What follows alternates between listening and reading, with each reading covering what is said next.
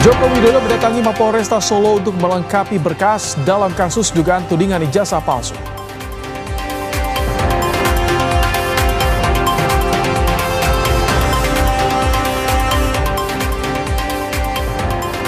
Komika Panji Pragiwaksono mengikuti ritual Masaring di Tanah Toraja sebagai rangkaian sidang dan sanksi adat yang dijatuhkan pada Panji.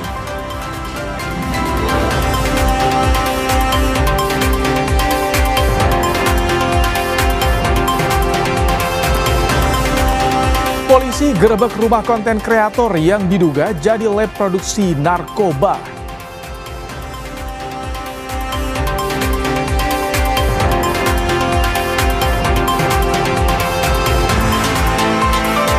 Istana soroti jalan berlubang di Jakarta yang menyebabkan seorang siswa tewas.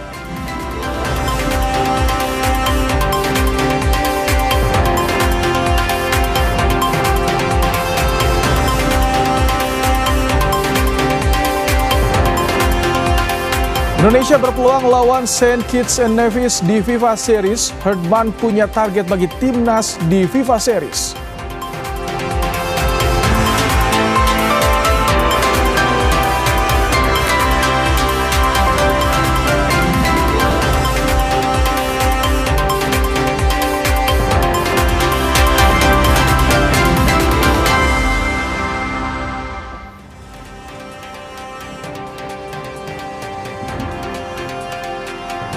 Halo, selamat malam saudara. Anda kembali menyaksikan program Kompas Malam bersama saya Rahmat Ibrahim. Selain informasi tadi, kami juga masih memiliki informasi lainnya untuk menemani malam hari Anda. Langsung saja kita simak informasi pertama di Kompas Malam, saudara. Komika Panji Pragiwaksono mengikuti ritual Masaring di Tanah Toraja, Sulawesi Selatan. Prosesi ini merupakan ritual penutup dari rangkaian sidang dan sanksi adat yang dijatuhkan pada Panji. Prosesi Masaring berlangsung di area Tongkonan Layu Kairo, Kabupaten Tanah Toraja, Sulawesi Selatan. Dalam prosesi ini digelar pemotongan ayam dan babi sebagai simbol pembersihan atas kesalahan yang telah diperbuat baik oleh Panji maupun masyarakat Tanah Toraja. Panji bilang rangkaian peristiwa yang dihadapinya memberikan pembelajaran.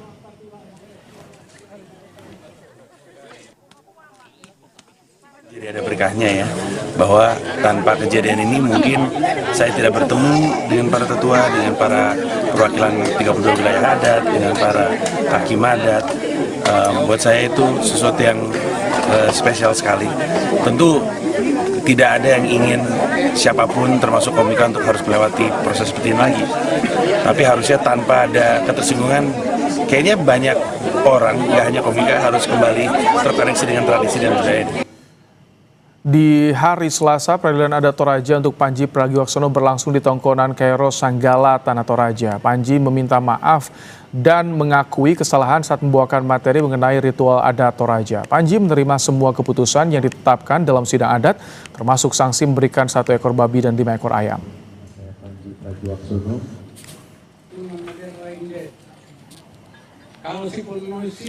Saudara, Presiden ke-7 Republik Indonesia Joko Widodo menjalani pemeriksaan lanjutan sebagai saksi kasus tudingan ijazah palsu di Mapolresta Solo, Jawa Tengah. Pemeriksaan ini menjadi upaya penyidik untuk melengkapi berkas sebelum dilimpahkan ke kejaksaan.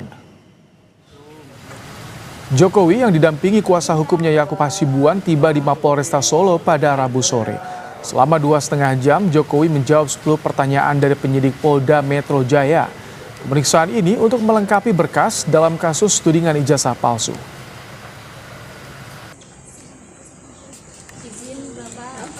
Ya, ada pemeriksaan tambahan, tapi untuk keterangan dan penjelasan biar penasihat hukum yang nanti menjelaskan secara rinci. Informasi lain, saudara, 4 kurir narkoba ditangkap polisi usai terperosok ke Paris saat dikejar tim Bareskrim Polri. Dari tangan pelaku, polisi menyita barang bukti 30 kg sabu.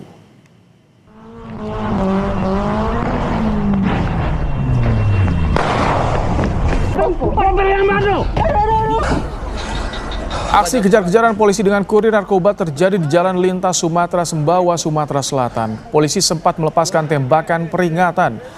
Pelaku dapat ditangkap usai mobil yang dikendarainya terperosok ke parit. 4 kurir narkoba ditangkap beserta barang bukti 30 kg sabu yang dikemas dalam bentuk teh Cina senilai 54 miliar rupiah.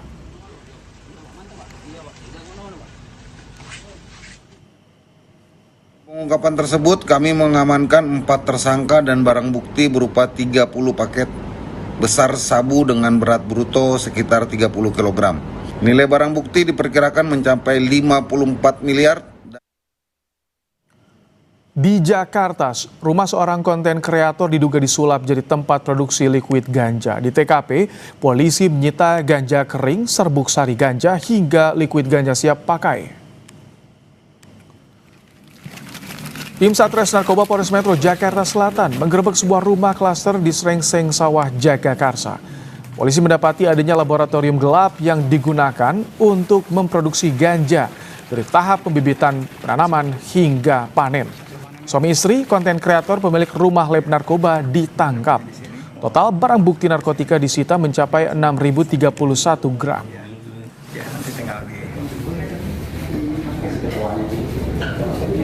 Dua orang, lelaki dan perempuan. Yang pertama, laki itu Aji Wibowo alias Awe. Sebagai konten kreator memproduksi narkotika ganja, mulai dari pembibitan, penyemaian, pemisahan tunas menjadi beberapa pot tanaman dengan sistem semi hidroponik. Gara-gara masalah suara bising drum, 2 tetangga yang saling bersebelahan cekcok hingga terlibat perkelahian. Perdamaian sulit dicapai hingga akhirnya mereka saling lapor ke polisi.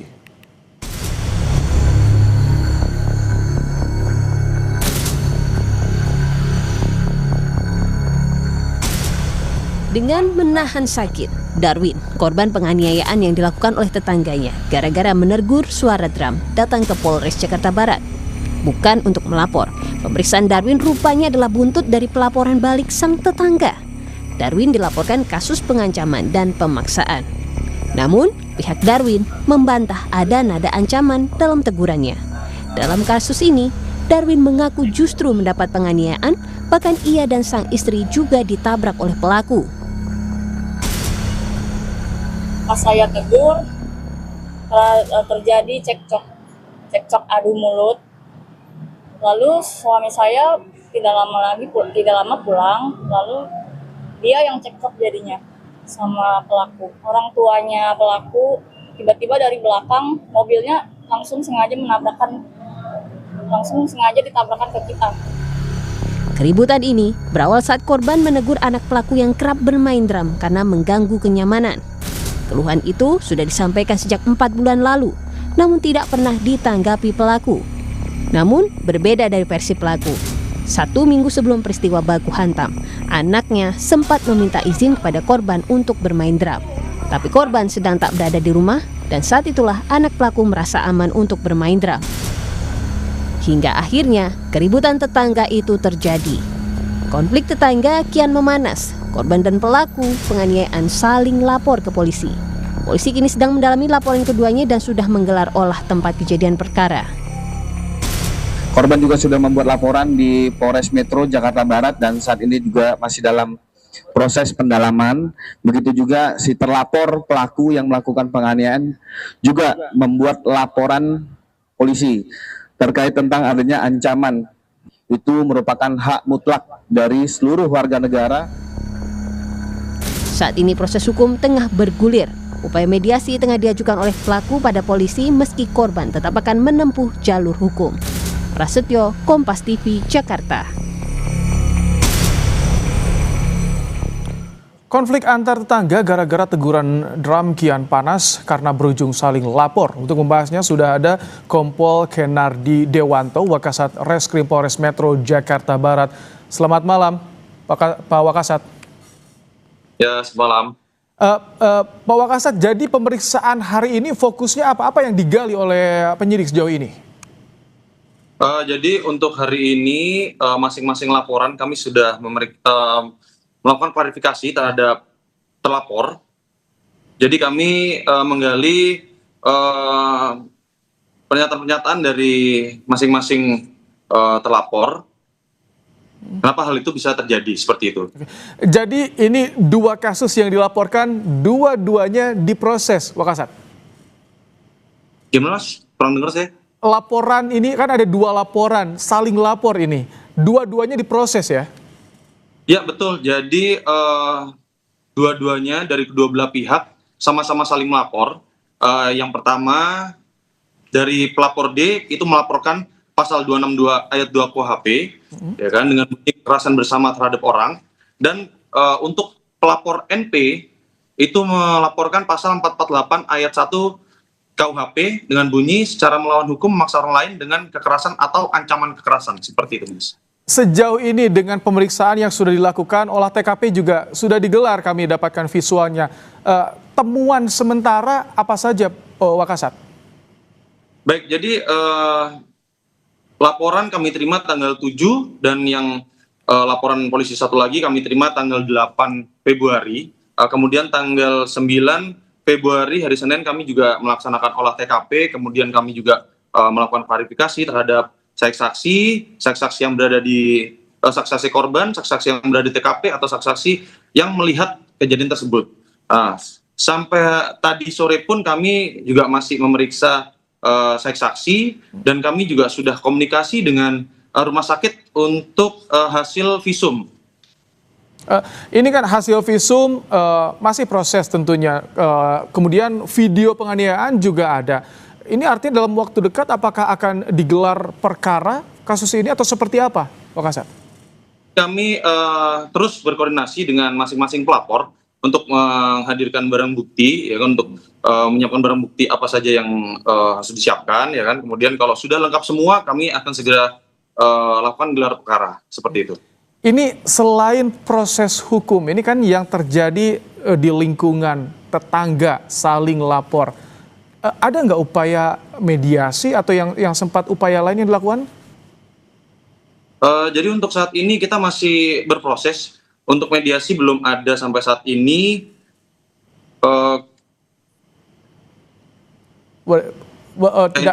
Belum ada yang mengajukan untuk upaya mediasi, Wakasat ya? Ya, sampai saat ini kami masih belum ada terima untuk ini pengajuan mediasi. Oke, ini kronologisnya seperti apa sebetulnya, Wakasat, yang diperoleh oleh polisi secara resminya? Oke, jadi kronologis yang kami dapatkan dari hasil-hasil fakta, jadi pelapor ini awalnya menegur, sudah kurang lebih beberapa bulan terakhir menegur terlapor yang bermain drum dalam rumah. Keterangan kami dapatkan juga dari istri pelapor juga informasinya sedang program, ya, jadi sangat terganggu dengan suara-suara tersebut. Sampai akhirnya finalnya tanggal 7 Februari kemarin ada perdebatan atau cekcok, kemudian dari orang tua terlapor atau terlapor 2 itu ada menyerempet atau menabrak pelapor sehingga jatuh dan di situ terjadi perkelahian. Seperti. Terakhir, Wakasat, siapa lagi yang akan diperiksa di kasus ini? Sampai saat ini kita masih mendalami. Kita juga masih menunggu hasil dari rumah sakit, hasil tes tersebut. Setelah itu kami akan lakukan gelar perkara. Apakah perkara tersebut masuk unsur pidana atau tidak, itu besok akan kita gelarkan dalam waktu dekat. Baik, terima kasih Kompol Kenardi Dewanto, Wakasat Reskrim Polres Metro Jakarta Barat, telah menyampaikan informasinya di program Kompas Malam hari ini. Sama-sama, Mas. Terima kasih. Informasi berikutnya, Saudara, Istana merespons maraknya jalan berlubang di Jakarta hingga memakan korban jiwa. Mensesnek Prasetyo Adi meminta seluruh jajaran terkait segera memperbaiki jalan berlubang mencegah kembali jatuh korban. Prasetyo Adi bilang masalah jalan berlubang tidak bisa dibiarkan berlarut karena berakibat fatal.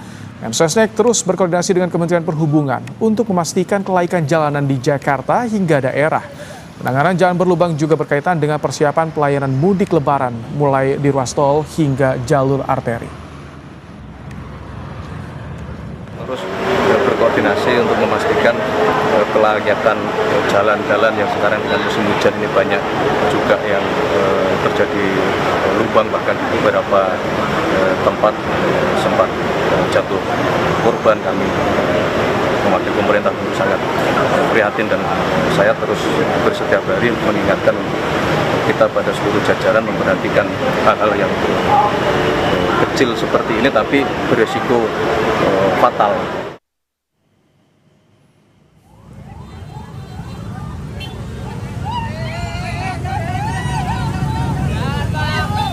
Ya, sebelumnya tangis seorang ibu tak terbendung saat melihat kondisi anaknya yang telah meninggal dunia. Motor yang dikendarai anaknya mengenai lubang di Jalan Matraman Raya hingga akhirnya korban terjatuh dan tewas seketika.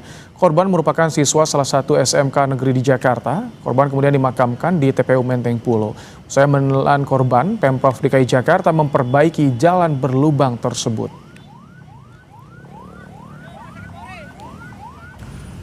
Indonesia berpeluang lawan St. Kitts and Nevis di FIFA Series. Herdman punya target bagi timnas di FIFA Series.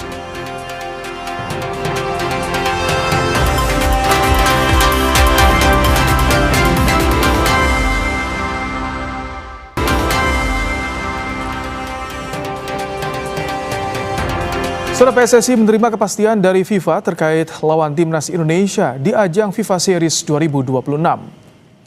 Anggota Exco PSSI Arya Sinulinga memastikan 4 negara akan berpartisipasi dalam FIFA Series 2026. FIFA Series 2026 di Indonesia digelar 27 hingga 30 Maret 2026. Arya menyebut 4 negara, Bulgaria, St. Kitts and Nevis, Kepulauan Solomon. Dan Indonesia berpeluang menghadapi St. Kitts and Nevis di laga pembuka. Anggota Exco PSSI Arya Sinulinga menyebut St. Kitts and Nevis akan jadi lawan awal skuad Garuda. Sepertinya kami akan melawan St. Kitts and Nevis, lalu Bulgaria bertemu Kepulauan Solomon. Pemenangnya nanti akan bertemu di final. Seperti yang kami kutip di laman kompas.com.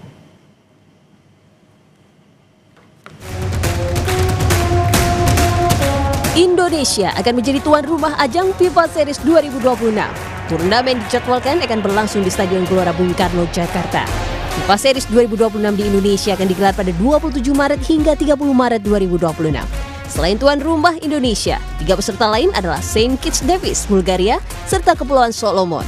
Dalam laga pembuka, skuad Garuda akan menjamu St. Kitts Nevis dan Kepulauan Solomon menantang Bulgaria di semifinal. Pemenang laga semifinal akan berlaga di babak final yang digelar 30 Maret. Tim yang kalah akan memperebutkan tempat ketiga. FIFA Series akan menjadi debut John Herdman sebagai nahkoda baru skuad Garuda. John Herdman menyebut ajang FIFA Series jadi awal untuk menetapkan standar dan kerangka timnas, serta berusaha meraih kemenangan pertama dari tim asal benua Eropa. Good start. Set the mindset, set the standards, cultural framework, tactical framework, clarity for the players. Set the standards for our future. And if we can, make some history. Can we be the first team to beat a European opponent? That's the start. Sebagai pertandingan resmi di bawah naungan FIFA, hasil mini turnamen ini bakal berpengaruh pada ranking Indonesia, sekaligus jadi tolak ukur melihat performa John Herdman.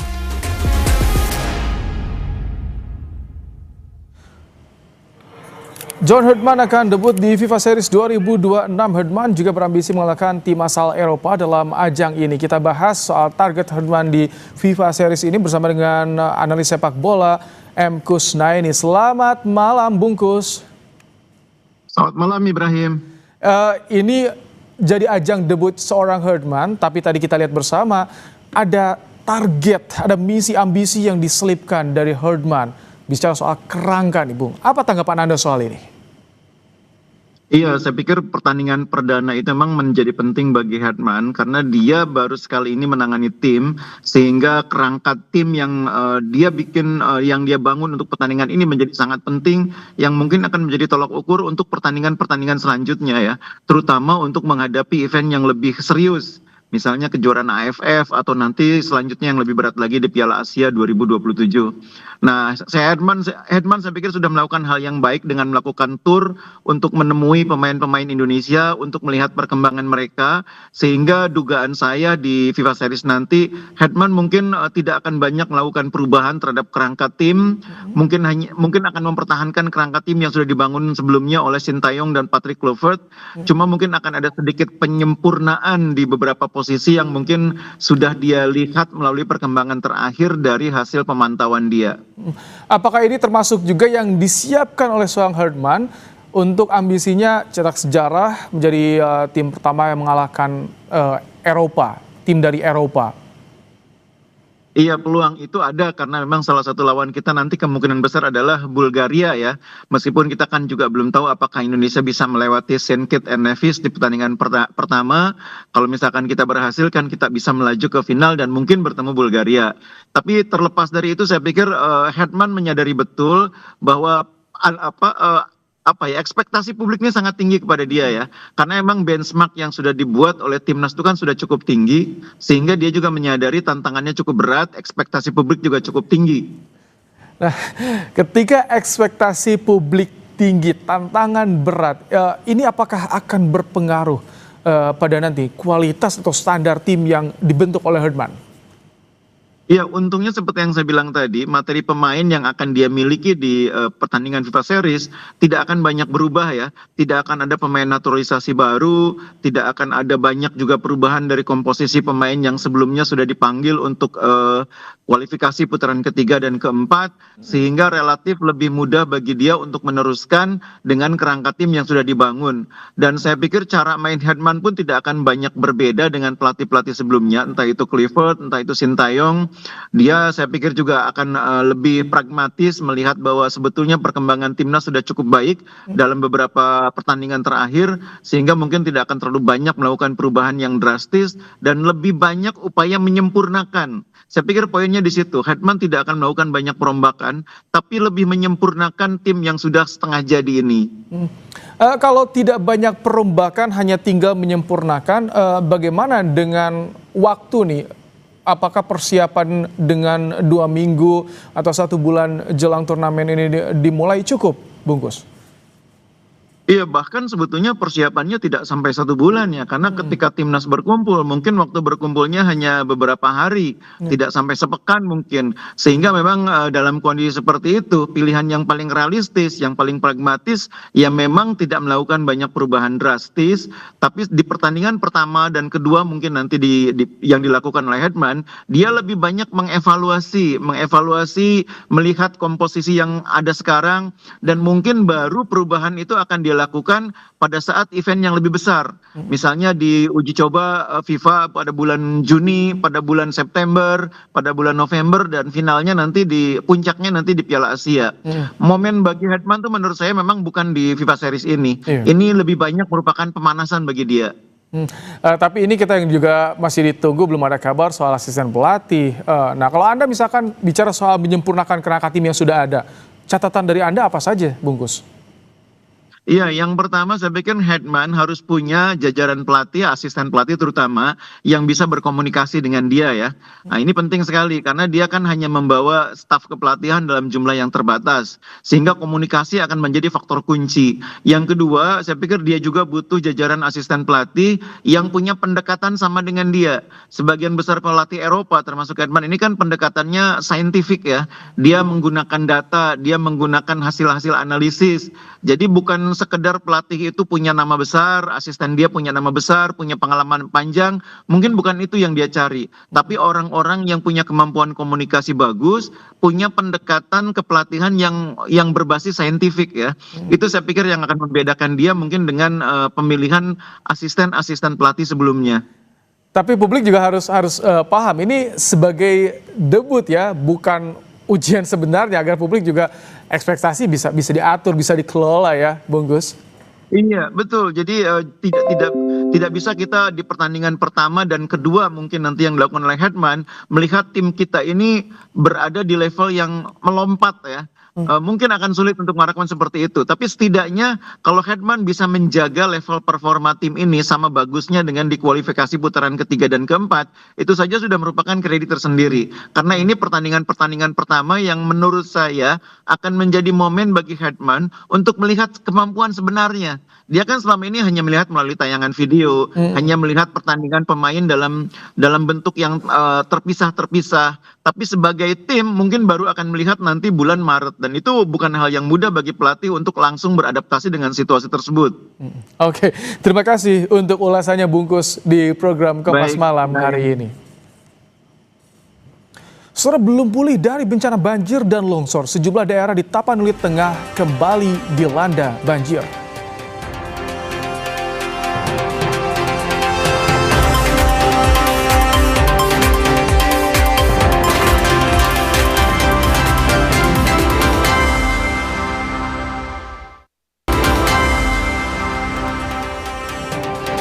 Saudara, banjir menerjang kawasan Bojongkoneng, Babakan Madang, Kabupaten Bogor, Jawa Barat pada Rabu sore.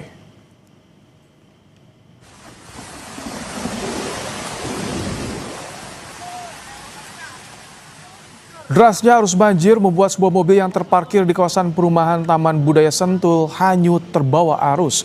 Banjir terjadi akibat meluapnya aliran air akibat tersumbat material usai diguyur hujan. Selain banjir, longsor juga terjadi di lokasi yang sama. Tidak ada korban jiwa lantaran mobil yang hanyut saat itu tengah kosong.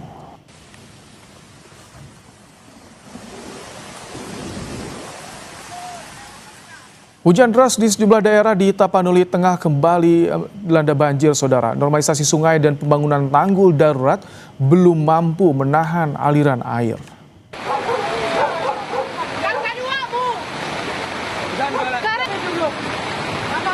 Arus deras langsung menghantam permukiman warga di Kecamatan Tuka yang sebelumnya dilanda banjir dan longsor. Pembangunan tanggul darurat tidak mampu menampung aliran air sehingga merendam permukiman warga.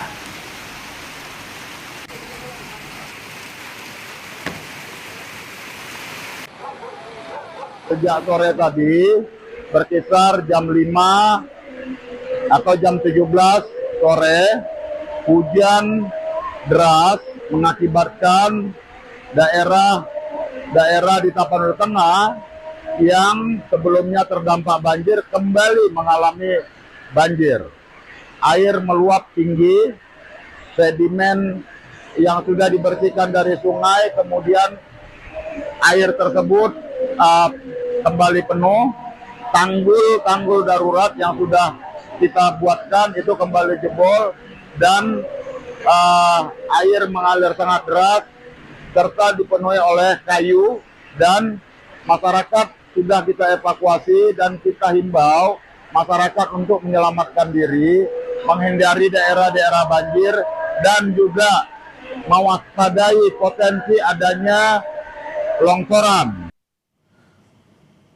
Situasi di malam hari, ketinggian air banjir juga sudah mulai surut. Sebelumnya pada Rabu siang arus deras langsung menghantam permukiman di Kecamatan Tuka yang sebelumnya dilanda banjir dan longsor.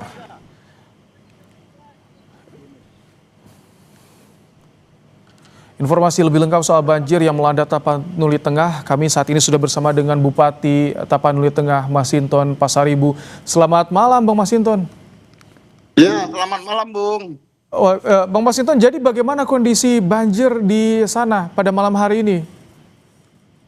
Ya, kondisi di Tapanuli Tengah sejak sore tadi itu mengalami cuaca yang sangat ekstrim. Siangnya itu masih cerah. Kemudian sore menjelang jam 17 itu tiba mendung dan hujan sangat deras. Hujan yang sangat deras ini berakibat dengan banjir. Nah, wilayah-wilayah yang terdampak banjir, ya, terdampak bencana kemarin, kemudian mengalami banjir kembali. Dan itu juga sekarang kami sedang di daerah Lopian, yang itu sedimen sungainya belum sepenuhnya, baru 30%-nya dikeruk. Dan kemudian sekarang yang seperti yang saya jalanin ini adalah itu luapan air dari sungai dan airnya sangat deras. Jadi tinggi permukaan air sungai dengan pemukiman warga itu sudah sama. Jadi warga sekarang sangat was-was, terutama ibu-ibu yang bersama saya ini mereka masih trauma dan sekarang sedang melakukan evakuasi Bang Masinton di puskesmas terdekat. Bang Masinton, Bang? Ya. Itu kejadian banjir bandang sama seperti di akhir tahun kemarin, secara tiba-tiba langsung, Bang? Iya, ini hujannya tadi deras. Nah, di hulunya juga deras, maka tumpahan air tersebut sangat deras ke bawah, ke wilayah bawah begitu. Sehingga posisinya nyaris sama seperti tanggal 25 November lalu curah hujannya. Nah, ini juga masih kayu-kayu yang ada itu juga terbawa air kembali. Ini jadi berapa kecamatan Bang Masinton yang terdampak? Nah, kecamatan yang terdampak itu ya ada 12 kecamatan. Nah, satu diantaranya ini selain Tuka ada di daerah Badiri, Kecamatan Badiri, kemudian ada Sibabangun, kemudian itu ada daerah Tapian Nauli, ada daerah Pandan dan lain sebagainya. Jadi malam ini kami juga sedang menyiapkan titik-titik evakuasi dan mengantisipasi jika terjadi hujan deras kembali malam ini. Nah, mudah-mudahan jangan lagi hujan. Amin. Tapi sekarang ibu-ibu sedang berkumpul bersama kami. Ini mereka tetap siaga, waspada, mengantisipasi jika terjadi hujan deras. Baik, Bang Masinton, jadi saat ini dipastikan warga dari 12 kecamatan sudah berada di tempat yang aman untuk evakuasi, tidak di rumah masing-masing yang dekat dengan aliran sungai? Iya, kita minta untuk lakukan evakuasi, baik itu melalui kecamatan, kelurahan maupun kepala desa, untuk mengevakuasi warga, dan kami minta warga yang ada di sekitar baik sekitar bantaran sungai maupun di daerah-daerah yang rawan longsor supaya mengantisipasi potensi adanya longsor seperti itu. Sebetulnya penanganan banjir yang tahun kemarin sampai di mana sih Bang Masinton? Apakah dari hanya sebatas perbaikan tanggul atau juga ada perbaikan di hulunya juga, Bang? Kami masih sebatas melakukan pembuatan sedimen, pembersihan sedimen ya, baik dari sungai, pemukiman ya, karena dengan alat yang masih terbatas. Dan kemudian alat dari provinsi, dari kementerian juga masih terbatas. Pembuatan tanggul juga belum dipermanenkan, masih sementara semua masih kami tumpuk begitu. Baik. Jadi kalau ini dipercepat pengerjaan tanggulnya, itu akan bisa meminimalisir potensi resiko jika hujan. Nah, sekarang proses penggalian sedimen dari sungai juga itu masih belum tuntas. Kemudian pembangunan tanggul juga belum. Jadi ini yang menjadi masalah ya buat masyarakat. Sudah hampir 3 bulan menghuni di tempat-tempat sementara, belum ada satu kepastian bahwa itu akan dibangun secara permanen. Nah, ini yang menjadi kendala. Sementara alat berat untuk menanggulangi sedimen, ya, pembersihan sedimen, baik itu dari sungai dan pemukiman, itu juga jumlahnya masih sangat terbatas. Jadi warga ini merasa was-was terus. Seperti tadi, umpama warga itu ya pasti komplainnya kan ke bupati. Iya. Baik, ya semoga ini segera tertangani Bang Masinton, dan tentu warga juga bisa segera dievakuasi seluruhnya ke tempat yang lebih aman dipastikan. Terima kasih Bupati Tapanuli Tengah Masinton Pasaribu telah menyampaikan informasi kondisi terkini di Tapanuli Tengah. Saudara, tengah bersuah foto, pengunjung dicopet di kawasan pusat perbelanjaan Blok M Kebayoran Baru Jakarta Selatan. Ponsel raib, aksi pelaku terekam CCTV.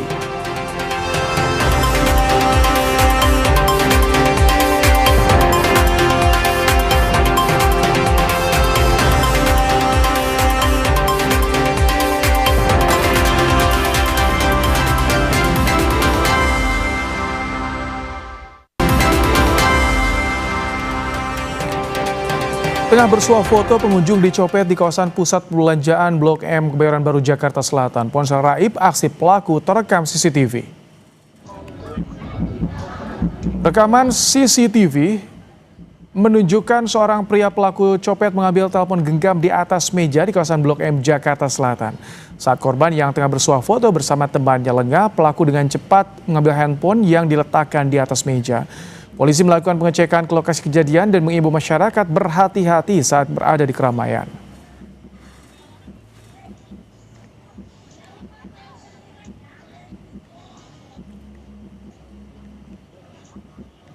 Kami dari kepolisian ya tetap mungkin berupaya ya untuk mengecek ya kejadian yang ada di sana. Kemudian ya kami berharap juga ya kepada masyarakat, karena di wilayah kita khususnya Jakarta Selatan ini banyak tempat-tempat keramaian, termasuk juga tempat-tempat masyarakat berkumpul, sehingga kami dari kepolisian agar masyarakat tetap berhati-hati dan menjaga ya barang-barang bawaannya. Ratusan rumah warga rusak berat akibat tanah bergerak di Desa Padasari, Tegal, Jawa Tengah. Calon lahan yang akan digunakan untuk pembangunan Huntara tengah dikaji keamanannya.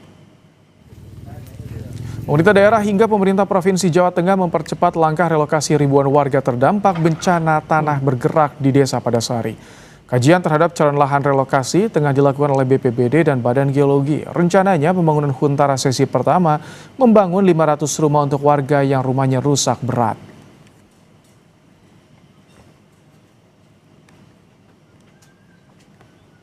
Sudah tentukan di daerah bawah ya, tepatnya nanti di 500 dari Pondok adalah 2 sebelah, kalau dari bawah itu sebelah kanan jalan.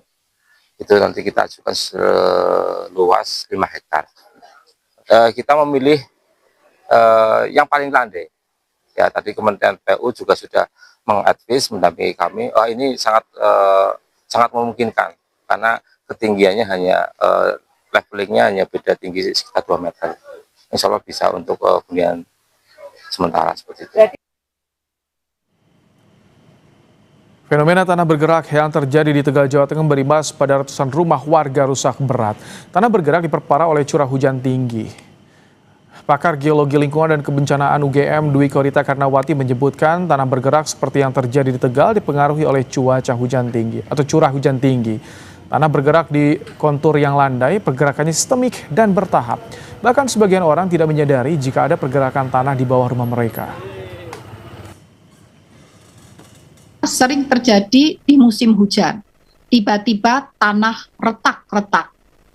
Biasanya memotong jalan, bahkan lantai rumah pun bisa terpotong menjadi retak. Berarti kekuatannya besar itu sebetulnya, meretakkan lantai rumah. Dalam penelitian kami, tanah bergerak bisa mengakibatkan rumah itu terpotong ambles, turunnya tuh bisa 4 meter. Tapi pergerakannya tidak cepat. Perlahan-lahan, jadi kadang-kadang kita tidak merasakan, tidak langsung anjlok, itu tidak. Perlahan, sehari turun 1 cm, turun lagi 5 cm, turun lagi sampai akhirnya nggak terasa kalau hujannya semakin lebat, semakin meteran turunnya. Sorotan berikutnya, mantan Menteri Agama Yakut Khalil Qomas mengajukan pra-peradilan terkait status tersangkanya oleh KPK dalam kasus dugaan korupsi kuota haji. Panitera Pengadilan Negeri Jakarta Selatan menerima surat permohonan pra-peradilan ini pada hari Selasa tanggal 10 Februari. Pemohon menganggap penetapan tersangka oleh KPK tidak sah dan tidak mempunyai kekuatan hukum yang mengikat. Sidang perdana pra-peradilan akan digelar di PN Jakarta Selatan pada Selasa 24 Februari. KPK sebelumnya menetapkan Yakut sebagai tersangka dugaan korupsi kuota haji pada 2023 hingga 2024. Kepaniteraan Pengadilan Negeri Jakarta Selatan telah menerima permohonan pra-peradilan dari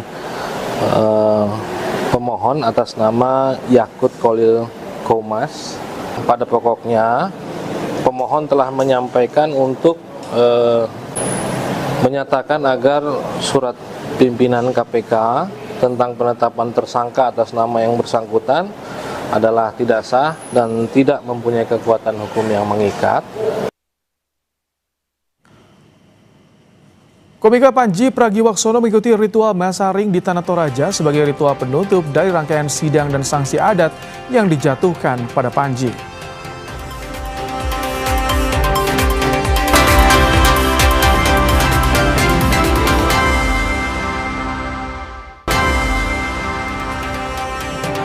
Saudara, komika Panji Pragiwaksono mengikuti ritual masaring di Tanah Toraja, Sulawesi Selatan. Prosesi ini merupakan ritual penutup dari rangkaian sidang dan sanksi adat yang dijatuhkan pada Panji. Prosesi masaring berlangsung di area Tongkonan Layu Kairo, Kabupaten Tanah Toraja, Sulawesi Selatan. Dalam prosesi ini digelar pemotongan ayam dan babi sebagai simbol pembersihan atas kesalahan yang telah diperbuat baik oleh Panji maupun masyarakat Tanah Toraja. Panji bilang rangkaian peristiwa yang dihadapinya memberikan pembelajaran. Jadi ada berkahnya ya, bahwa tanpa kejadian ini mungkin saya tidak bertemu dengan para tetua, dengan para perwakilan 32 wilayah adat, dengan para hakim adat. Buat saya itu sesuatu yang spesial sekali. Tentu tidak ada yang ingin siapapun termasuk komika untuk harus melewati proses seperti ini lagi. Tapi harusnya tanpa ada ketersinggungan, kayaknya banyak orang, nggak hanya komika, harus kembali terkoneksi dengan tradisi dan budaya ini. Terima kasih Anda telah menyaksikan Kompas Malam. Perbarui terus informasi Anda di Kompas TV dengan 3 botol air mineral 700 ml yang setara dengan 2 liter air untuk 1 hari penuh kesejukan. Saya Rahmat Ibrahim, sampai jumpa.